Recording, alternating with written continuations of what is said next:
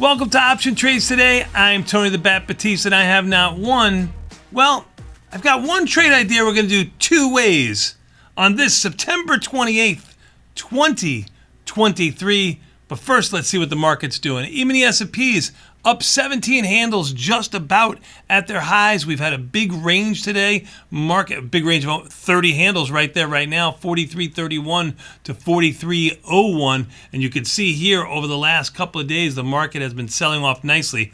I actually thought we were going to catch a little bit of a bid earlier this week. I was completely wrong.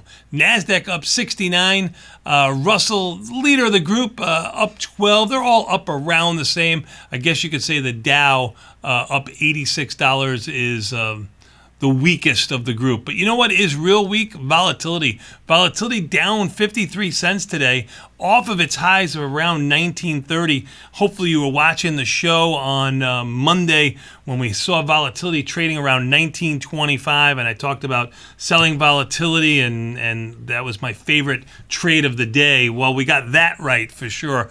A trade I hope we get right today is going to be look at selling some volatility now that this market has maybe stabilized, because volatility has sold off today by 50 some odd cents.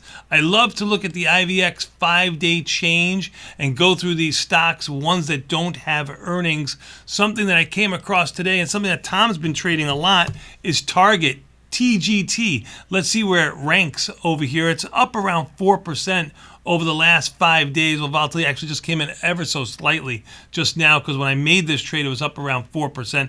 But don't worry, it hasn't moved very much. You can see the stock is down around 55 cents. It does have earnings in November on 11/15, which is, as you can see, 2 days before November expiration. So I'm going into Target, IV rank of 30. As you can see here down on the bottom, the higher end of its range usually seems to top out at this level on IV rank before earnings too. Market has sold off in TGT. You might think it has a very high correlation to the market, but it does not. It has a 0.15 correlation to the S&P 500, which really means that it has no correlation at all. That correlation is from 0 to 100, 0.15. Well, that's about as little correlation as you can get. So this is a beast onto its own. It's not going to follow what the market does. You might think with the stock being beat up the way it is, and the contrarian that I am, that I might be putting something on here with some long delta to it, like a put ratio spread or something like that. But I'm not going to do that. I'm going to play it straight down the book here. I'm going to play it two different ways. The first trade that I made was a strangle. I'm doing the 95 125. This is a classic at one standard deviation. That's these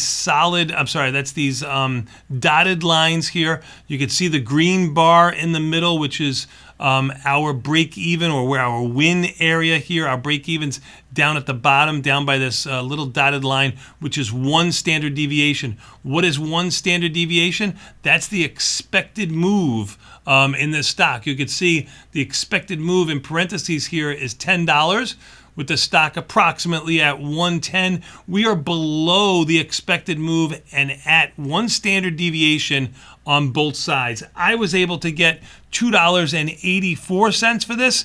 It looks like it's a natural $2.83 bid right now, so you should be able to get better than what I did on this trade. I told you I made not one, but two trades here, and I'm doing a little bit of an experiment for you at home.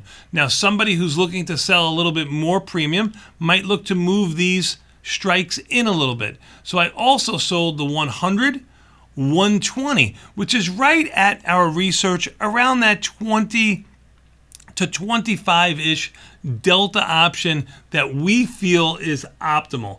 I was able to sell this at $4.84. Maybe you will too. So my experiment that I'm doing for you here today is, let's see which one moves better or more advantageous for us.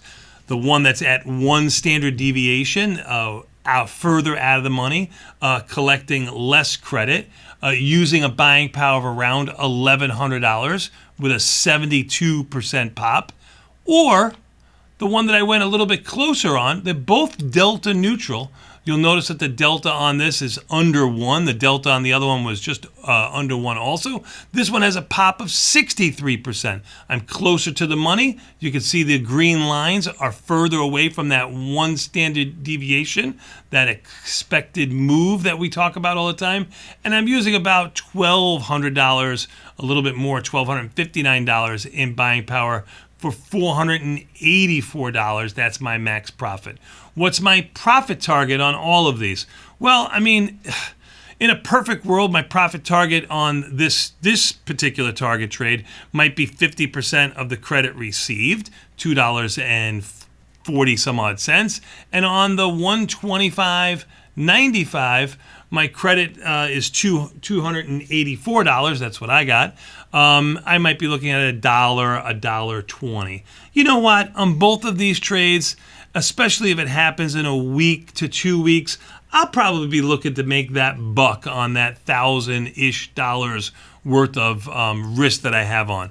Both of these trades, although they have a little bit of short delta to them, I consider them delta neutral trades in a very beat up stock with implied volatility expanding. All right. Well, maybe put your comments down below on this podcast, or if you look on YouTube, let me know which one you think is going to work out better, or maybe you hate the trade completely, but something you're never going to hate is moving, taking, transferring your account to Tasty Trade. Help us keep the lights on here and help you get some of that sweet, sweet money that they're giving away just for moving your account. Check it out. Go to tastytrade.com.